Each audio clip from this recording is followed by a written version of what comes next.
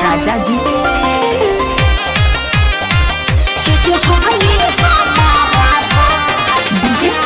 राजा जी संपर्क number 93,837,91,29। Music by Priyanshu Singh.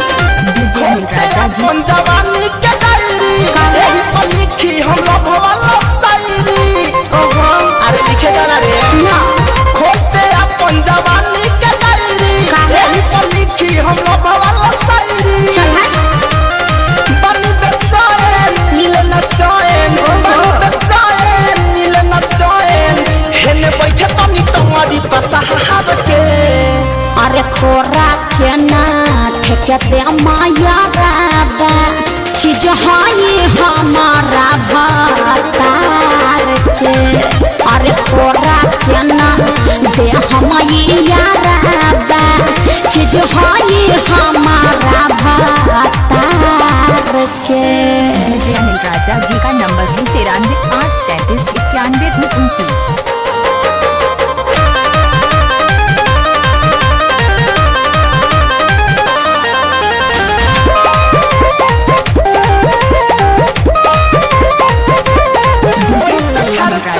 कोइले बानी ते सधावे दे कि समिष्टुआ टोई कोई के मन मनावे दे।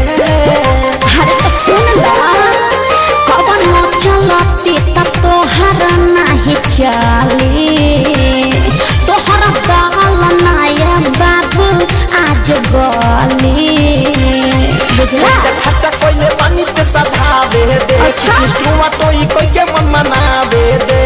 ढेर फिसलावा जा आवन कोदा कोनी होदा, आवन कोदा कोनी होदा, दिल दुखावा तर काहे दिल दहार के।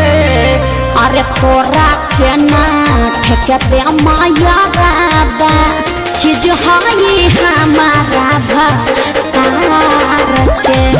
अरे तोरा के ना दे हमाया राबा चीज हाई हमारा भातार के।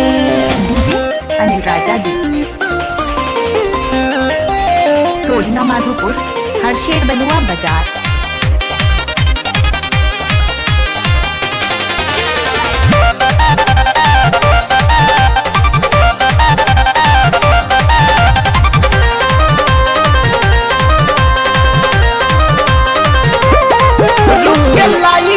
तोहर भक्त भक्त जरता तू तो हमेशा चलेगा खाती मन हमार कर। अरे तो मन के काबू में रखा महेश धनंजन कर छेड़खानी।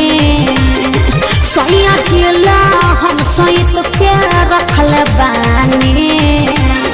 रुक के लाइट तोहर भक भक जरता। अच्छा जमारे खाती मन हम करता। हम का करी बोला ना। कोरोना माना होय कर दीवाना, कोरोना माना होय कर दीवाना, ले ले और होई नमरी हजार के। अरे तोरा के ना दे हम ये यादा चीज हाई हमारा भातार के। अरे तोरा के ना ठेके दे माये यादा चीज हाई हमारा भातार के। भाग यहाँ से सोलना माधोपुर हरशेर बलुआ बाजार।